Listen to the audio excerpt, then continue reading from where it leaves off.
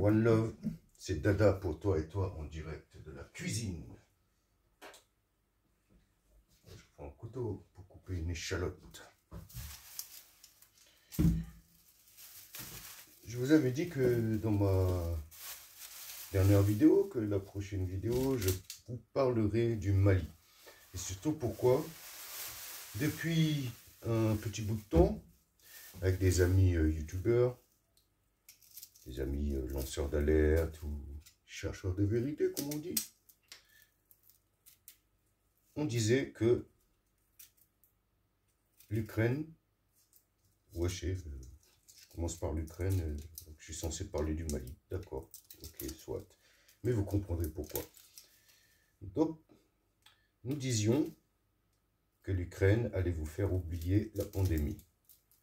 Nous ne nous sommes pas trompés. Encore une fois, les complotistes, ils ont raison.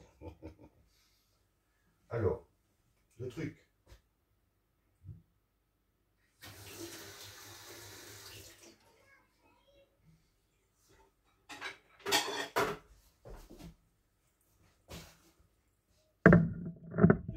Le truc à savoir, c'est que déjà, s'il n'y avait pas eu d'Ukraine, il n'y aurait pas de Russie.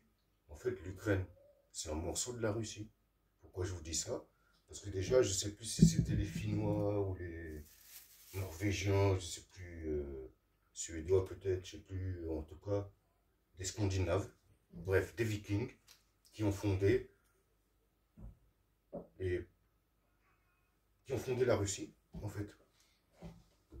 Les Vikings étaient appelés Russes. Pardon. Ils étaient appelés Russes. Et ils ont fondé le royaume de Novgorod en descendant des fleuves quand ils sont arrivés en terre slave. Parce qu'ils commerçaient avec Constantinople, bien avant que ça s'appelle Istanbul.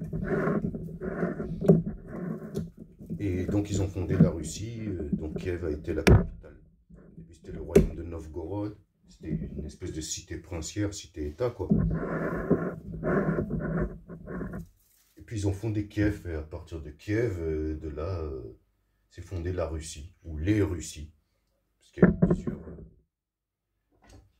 plusieurs principautés russes, quoi, tu vois.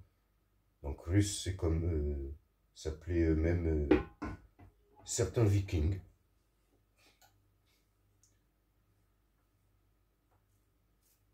Donc voilà. À ce niveau-là, ensuite, le truc à savoir sur l'Ukraine, c'est que c'est pas d'aujourd'hui, hein, que c'est la guerre. Parce qu'il y a la province là, du Donbass qui en fait était russe et russophone. Donc on ne nous parle pas du fait que les Ukrainiens ont massacré beaucoup de gens dans le Donbass, qu'ils ont formé le groupe armé Azov. Là, tu sais, c'est les nazis là qui sont avec l'armée ukrainienne. Maintenant, ils sont dans l'armée ukrainienne. Maintenant, ils sont plus nombreux qu'avant. Et ces gens-là, en fait, ils ont été recrutés, comme c'est des nazis, ils ont été recrutés pour... parce qu'ils avaient peur que les soldats de l'armée régulière changent de camp pour intégrer l'armée russe, quoi. Et c'est toujours le cas à l'heure d'aujourd'hui. C'est pour ça que c'est eux qui sont en tête d'affiche, quoi, de l'armée ukrainienne. Tu vois, alors ici, il y a eu un virus, ils nous font un couvre-feu, et ils nous ont pondu un couvre-feu. Et là-bas, ils sont bombardés par les Russes en Ukraine. Et eux, qu'est-ce qu'ils font pour faire face au bombardement? Ils font des concerts et des spectacles. Parfois, c'est un oignon. Parfois, qu'il y avait tout qui était 10. Et en ce qui concerne le Mali, bon, déjà, le Mali,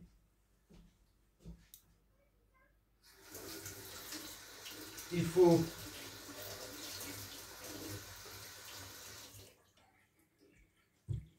Tu vois?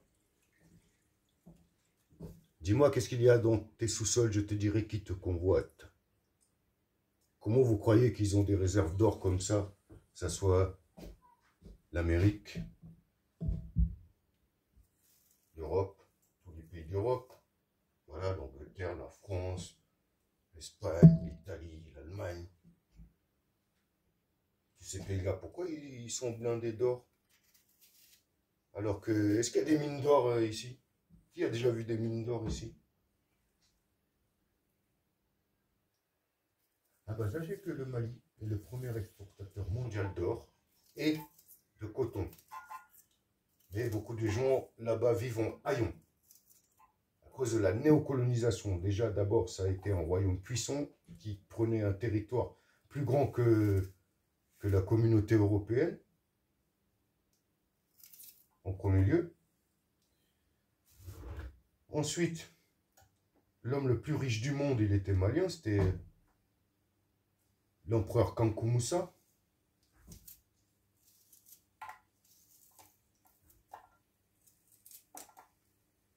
Le Mali, voilà, donc a été colonisé à coups de canon par la France, on va dire, pour l'or et pour le coton.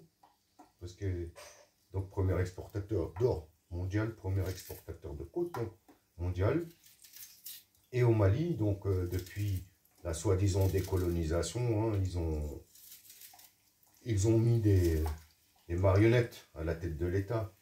Marionnettes sur marionnettes, dès que ça déviait du programme voulu par la France d'abord, puis par l'Europe ensuite, ce qui s'est passé, c'est que,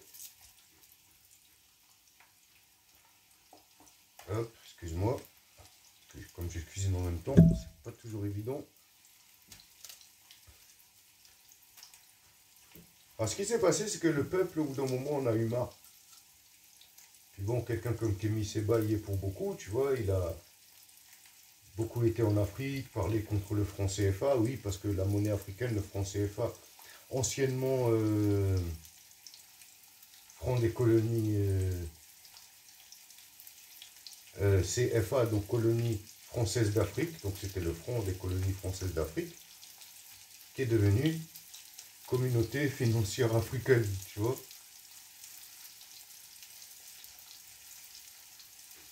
Et c'est frappé en France.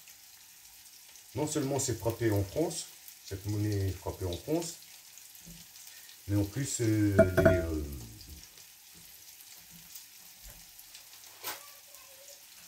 ici qu'ils ont dévalué, tu vois, le franc CFA, il vaut que dalle, quoi. Tu vois, t'as un euro, t'as 600 balles là-bas, quoi, tu vois ce que je veux dire.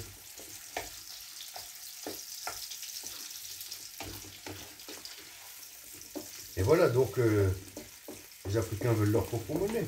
C'est logique, c'est normal. Tu vois? Parce qu'au Mali, tu vas à l'école, t'apprends, c'est pas normal. Si t'es anglais, quand tu vas à l'école, t'apprends l'anglais d'abord, non? T'apprends l'anglais, t'apprends à écrire et à parler bien ta langue, ta propre langue d'abord. En France, on apprend le français à l'école. En Chine, ils apprennent le chinois. Bah, au Mali, ils apprennent le français. Tu sais, c'est comme en Martinique, en Guadeloupe, quoi. On apprend le français alors que la langue, c'est le créole. Et voilà, Mali parle bambara, il parle peul, il parle saracolé, il parle tamaché, il parle sonrai, il parle koromoro, il parle mossi, différentes langues, tu vois. Il y a plusieurs langues, mais la langue qui dit tout le monde, c'est le bambara parce que c'est la langue la plus parlée.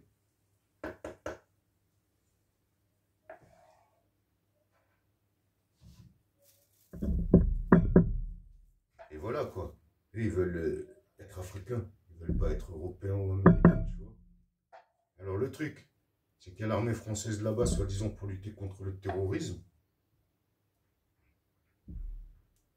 Mais quand tu regardes bien, tu vois, genre faire face à l'islamisation du Mali, mais le Mali, c'était déjà musulman au Mali, qu'ici c'était Charlemagne. Qu'est-ce qu'il nous raconte, des conneries, tu vois.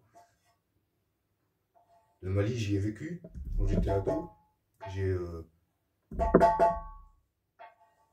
J'ai passé des bons moments, des purs moments. C'est la vraie vie là-bas. C'est pas pareil qu'ici.